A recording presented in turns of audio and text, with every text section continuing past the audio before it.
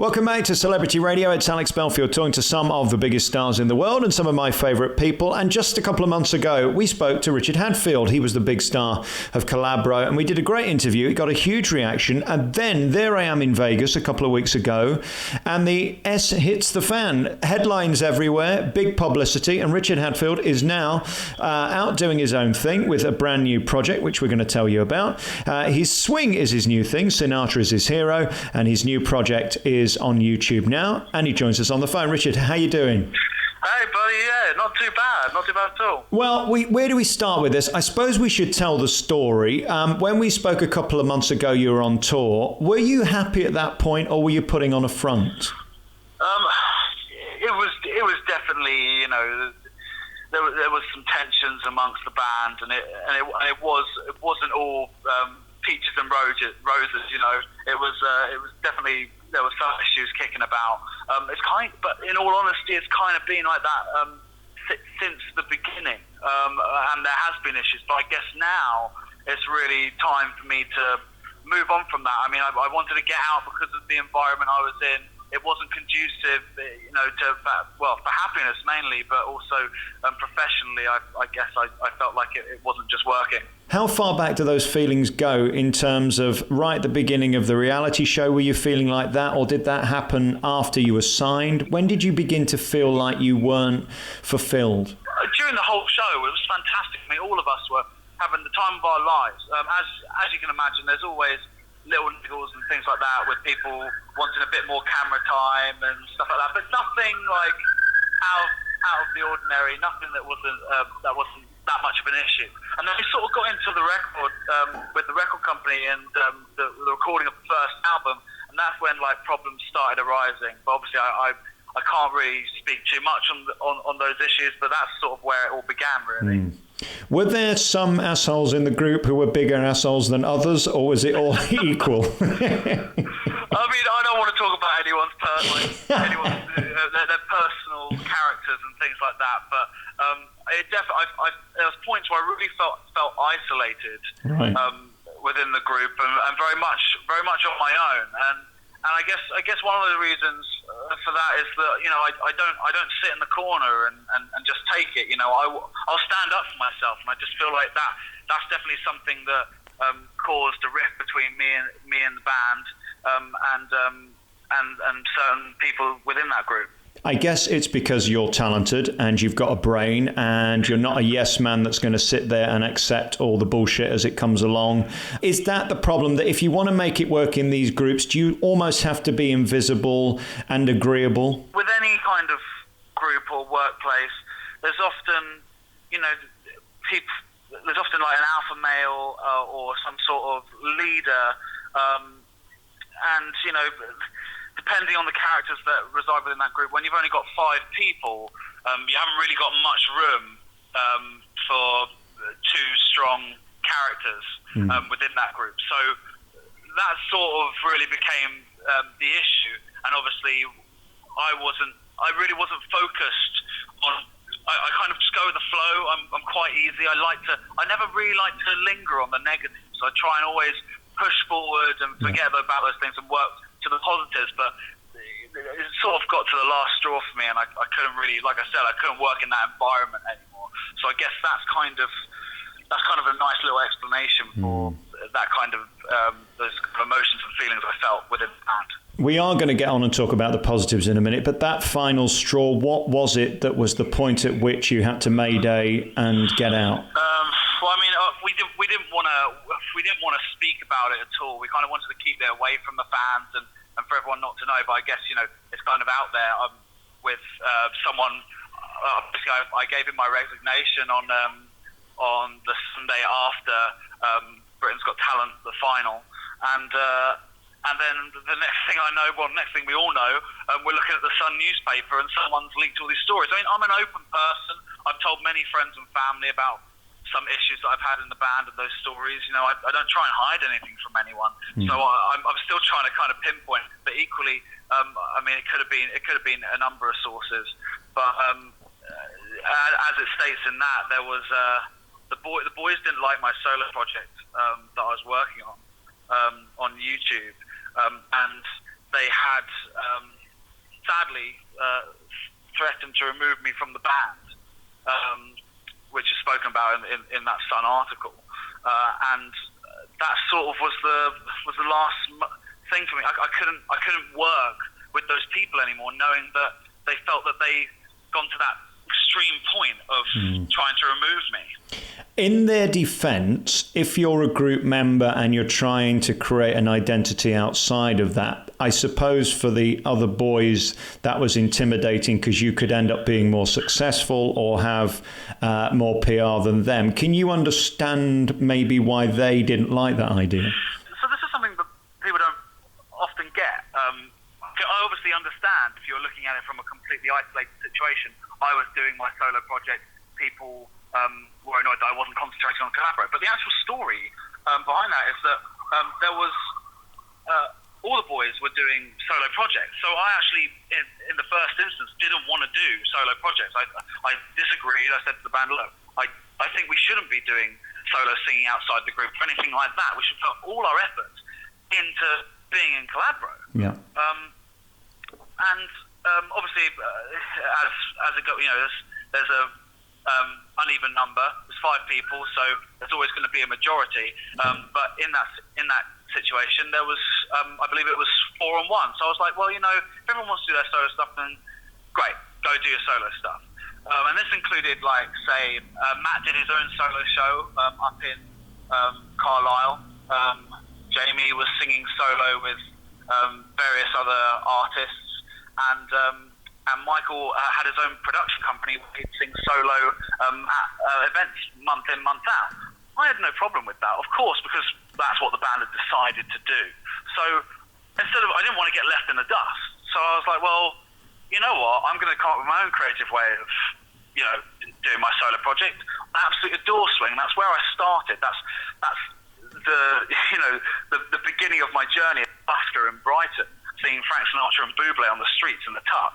Yeah. I just go back to that and have fun with that genre of music and, take some pop songs and turn them into swing and see how it gets a reaction.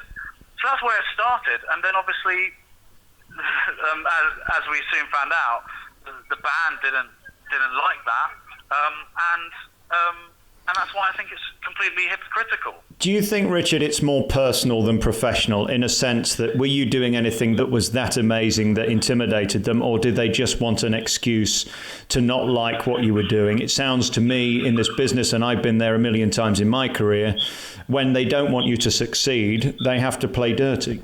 I genuinely don't want to, sort of frame anyone or, sort of say they're playing dirty and things like that. But there was definitely this ongoing feeling of competition, and it should have never been like that. I come from a rugby background.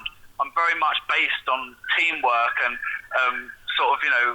giving compliments to each other and encouraging each other to do better and better. And there was never really that ongoing feeling throughout the band, not to me anyway. And I guess maybe that led to them not wanting me to do that solo project. I can't say that. All I can say is that's what happened. The email came to me, and that's the reason why I ultimately left. And was this a boys' decision or was this a management decision, do you think? It was definitely a boys' decision. Yeah. Here's my problem now for the boys. Where do they go? I mean, G4, I've been friends of this show for over 10 years. They're doing well. Devo sell out around the world. Where are Collabro going to find their place without you? Do you worry for their future? Because let's face it, it's tough now to get #1 records and to sell tours. Where do you think this leaves them? I wish them all the best. I even though there has been these pensions, and I really hope that they can carry on. I mean, a lot of the fans have stuck with them. As you can imagine, I've received a bit of a backlash as well because people just don't understand the situation, I guess. I don't know where their journey's going to take them. I hear there's rumours flying about of a third album. I wish them all the best, and I hope that comes through. But, I mean, they've got Collabro has such a great fan base. Whether I was in it or whether it's them as a 4-piece, it's always been such a family. So, I think they'll carry on, and I think they'll do some great stuff in the process. I mean, they recently did Soccer Age, and that was a great gig for them as soon as I left. And they're performing at the Old Trafford. So, good on them. They're doing fantastically well, and I wish them all the best. And are you proud of the legacy of the time that you had with them and the music that they created? Because it wasn't original music, but then again, nor is covering Sinatra. So as we sit here today, do you look back with great pride at what you achieved? Yeah, hugely. I mean, although it wasn't original music, it was an original arrangement. I mean, for some reason, I cannot tell you how it works, but when the five of us sung together, there was just this sound that it just happened. And we have five completely different personalities, five completely different voices, but there was just magic when we did sing together. It's actually a real shame that it had to finish like this, but like I said, I couldn't stick around with that. But I am really proud of what we did, because we achieved so much. In 2 years, we had a #1 album, a #2 album, 2 sellout tours. We performed headlined at the Royal Albert Hall, the London Palladium. We sung at Wembley. We sung at the O2. We did all these incredible things, like ticking off my bucket list or what. Yeah. But it was fantastic, and it was a journey. But this is my next chapter, and sometimes life just has a funny way of showing you what's the right direction, and that's what I'm taking away from this. Yeah. I'm moving forward, and there is some great things on the horizon. There's some really cool things that I've got coming up. But it's just, I've got to get through those waves now and ride it out. I guess so. Your timing was interesting. Resigning after BGT was phenomenal in terms of the reaction that it had. And I suppose you knew that was going to happen. You said earlier you can't have two people in charge. That leads me to believe, and we're not going to name names, but there was one person specifically who you butted head with. Is that true? There's always sort of an alpha male, and they will take charge, and they have great characteristics in the sense of, leadership and things like that. But obviously when you have that power, I mean, to quote Spider-Man, comes great responsibility. And, sometimes that can get the better of you and mean that you end up pushing out someone else. Is there any way back, any hope for the fans? Because I know there's been 3 reactions. There's been Team You, there's been Team Collabro, and then Team in between that just want everything to be nice again. Is there any hope you'll ever return? I don't think so. I think, when you got something like this, it's almost like a breakup in that sense. I'm just trying to remove that part from my life, because it is upsetting. It was a fantastic ride, and it's almost like, Collabro was all 5 of our baby, Yeah. No, unfortunately, I don't think that's possible, especially, like I said, with the relations. Ask me in a couple of years, if that might change. Time is a great healer. Right now, I can't see that happening. Has anybody had the courtesy within the group to come to you privately and wish you well, or to discuss anything with you, or is it just too acrimonious? We all finished a gig in Jersey, which was obviously very difficult, because I'd already said I was leaving the band. But this gig in Jersey had basically moved their whole performance because we were on Britain's Got Talent. Right. And so I obviously felt awful, and I thought, the professional thing to do is to do this performance. I can't really let the booker down. It's kind of very disrespectful. Yeah. So we all came together, because as much as I'm saying that I don't get necessarily on with the boys anymore, I'm sure they could all probably tell you that they don't get on with me. But we came together professionally. We did that last performance. We came off stage, and they all said best of luck in the future. I said good luck with you guys, and all that, and we sort of left it like that. I went for a drink upstairs. They went back to the hotel, and we called it a day. Was that one of the most awkward moments of your life, having to stand on that stage and pretend that everything was okay? It was very difficult for me in the sense that I felt like it was all very fake, as I know how each one of them feels. Yeah. So I guess that was a hard bit, because I'm just a very honest person, and I don't try and skip around the actual issue. But no, it was difficult. Not necessarily awkward, because I thought, this is my last gig, last time I'm going to be singing these songs with these 4 guys, and regardless of our issues, this sound that we do make and the fans that we do have, it is all a fantastic package. Yeah. And that's kind of why it was really hard for me to sort of give it up. It's not like I didn't battle with myself over it, but it was very safe. It was safe to stay there and sort of put up with the issues that I had. and I didn't feel like doing that anymore. Okay, we went to Twitter earlier and I told them that we were going to be doing this interview and ask your fans to ask questions. And of course, people are upset and they're also thrilled and they're also concerned and confused and all those things that happens when you leave a band. Yeah. Let's try and help some people with some questions then. Pam twittered earlier, Pippi001 says, any regrets leaving Collabro? I don't regret it. It's not like I regret the situation. It's a shame it had to happen like that. It would have been lovely to stick along. I would have loved to carry on doing. Are you insinuating you were pushed out? It seems to me you're not saying that you left because you wanted to. You left because you had to. I left because I had to, yeah. Right. Yeah. I had to for myself, for my own self-respect. And I had to go because it just wouldn't have.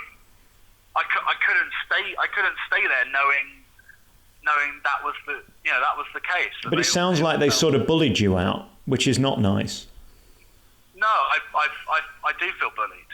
Right. I felt isolated and I felt bullied, and that's don't suffer in silence. That's not nice.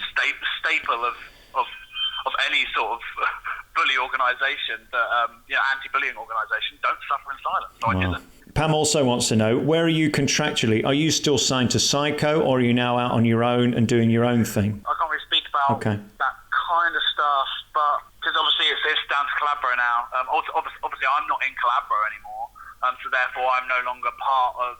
I'm no longer contractually with Psycho, but obviously you can ask them if they're still with Psycho. They're more than welcome to come on if they wish to at any point.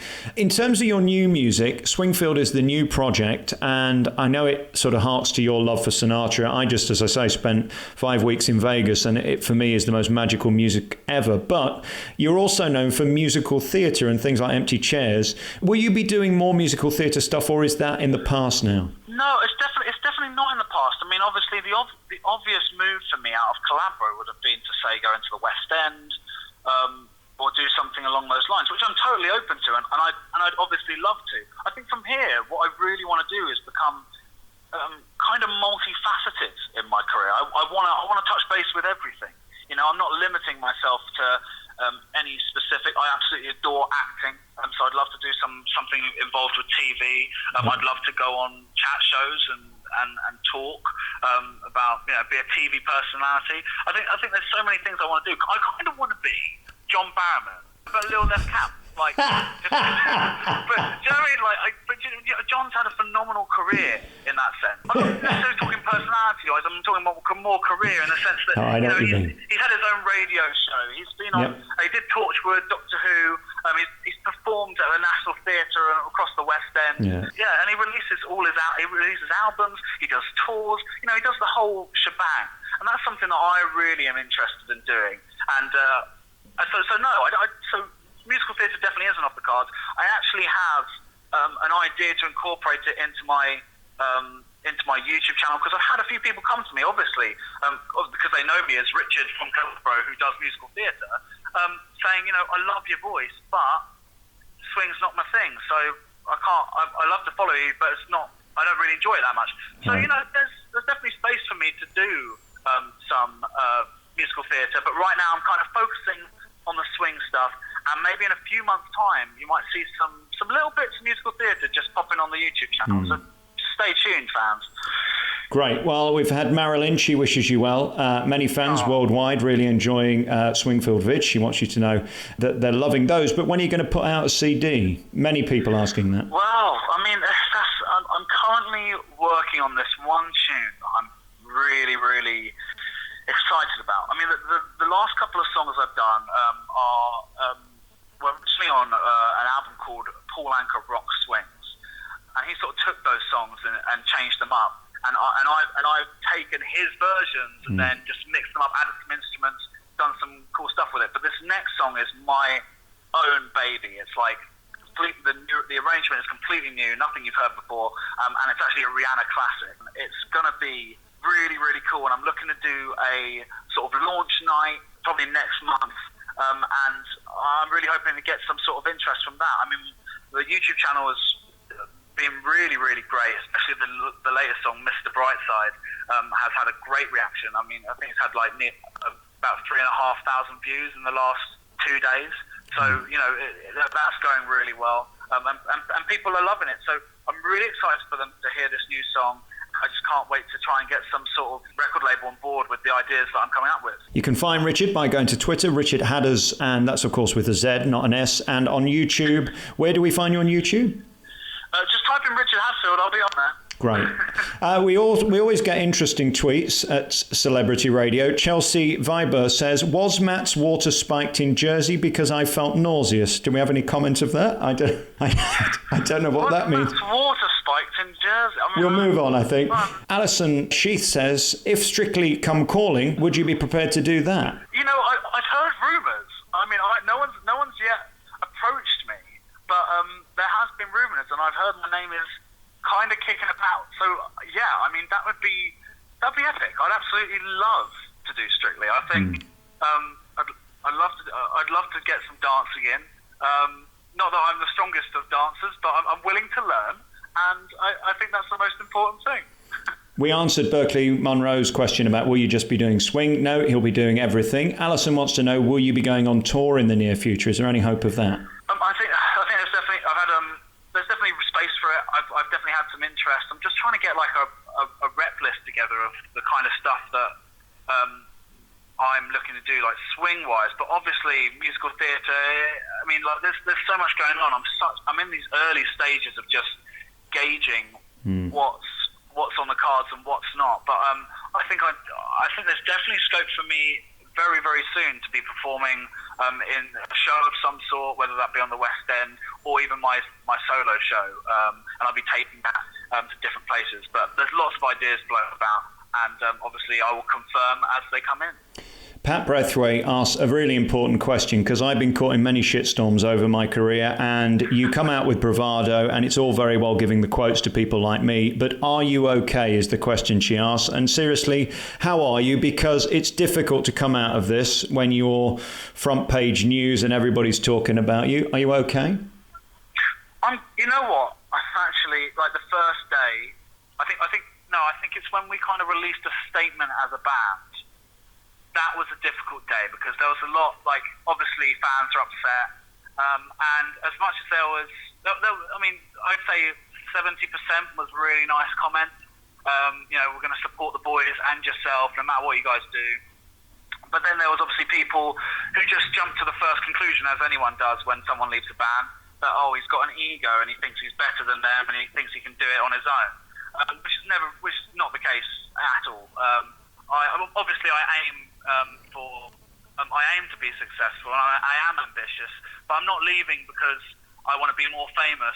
So yes, I am unbelievably happy. Yes, the first day was a bit bumpy, but I've learned just not to look at any of it, because ultimately I've got to crack on, and now I genuinely feel like there's a weight being lifted off my shoulders, and I'm walking down the street smiling. I'm a lot happier, and I think the fans will agree with me that generally in photos and like any videos I've put up, I have this whole new sort of life about me, this energy that I feel like was kind of taken away from me. They can see that as well. So I'm actually feeling really happy and really positive, and there's so many great things coming up, and I can't wait to share it with all of you. And very finally, we always have to talk about you being Mr. Delicious. I know the ladies seem to love you, although there's less of you lately. You seem to have shrunk. How's that been? It's been great. I've lost 2.5 stone and counting. I'm currently trying to get some sort of before and after shoot. I've had a few people interested in doing it, like men's magazines and other newspapers and stuff. So we shall see, but that should be coming soon to you all, and you can see how gross I was before and how much better I am now. Well, I need to talk to you about bingo wings, because I've lost a bit of weight recently, and the trouble is things start to sag. Richard, have you got things dangling like stalactites? No, I think I was quite lucky in that sense with myself, because I held my weight quite well. Because I've got quite a bit of muscle mass on me, along with the fat. When I started out in January, when I was calculating my body fat percentage and things like that, I was kicking around 30% body fat, which is technically obese, but I didn't look it, and which was great. And now I'm down to around about 16% body fat, which has completely changed my health and obviously my physicality, I feel so much better for it. How did you do it? How did I do it? Basically, clean eating. You just need to manage your macros. I'm basically at a gym called 639 in London, and they've just transformed my life. It's like an underground gym, and very much kind of like the Hunger Games in that sense. It's got like these lines on the floor, and it's very like cool and like dark and mysterious, and it's all very high tech. And that sort of catch me, because I was like, oh, this is a cool gym. I really enjoy working out here. And then I actually ended up losing a load of weight as well. It wasn't just all superficial and me being shallow. So yeah, no, it completely works. And it's really nutrition at the end of the day. You lose the weight, you lose the fat in the kitchen, and you put on the muscle in the gym. Are you at the best peak you've ever been at physically then? Are you the hottest you've ever been? No, I obviously when I came straight out of rugby, I think I definitely had a bit more leanness to me. But give me a couple of weeks, and we shall see. And in terms of private life, how's that going? Is that still perfect, or where are you at there? It's great. My family are completely supportive of me, and obviously I'm with my girlfriend, and she's completely supportive. She was actually our stylist for the band, so obviously now she's no longer the stylist, as I take her with me. Yeah, it's been fantastic, and I'm surrounded by really positive people, and that's what I really need in my life right now. It's interesting how times change. We get opportunities and some work out and some don't, and the way you handle them will define your future. And despite all the headlines and the tittle-tattle and the reaction on Twitter, I think you've handled it with grace. Sometimes you just have to walk away, and only you will ever know why, and that was the right decision. So I admire you for that. Thank you very much. Richard Hadfield, you can find him on Twitter and on YouTube with his new project, and we wish you all the best with it. Thank you to everybody on Twitter who's been asking questions. I'm sorry we didn't get around to all of them, but we'll do our best to talk to you again, and keep us posted as you go through the next few weeks, because I'm sure there's going to be more and more news and news headlines, and for you, hopefully great success with Swingfield, the new project by Richard Hadfield. Great to talk to you. Yeah, great to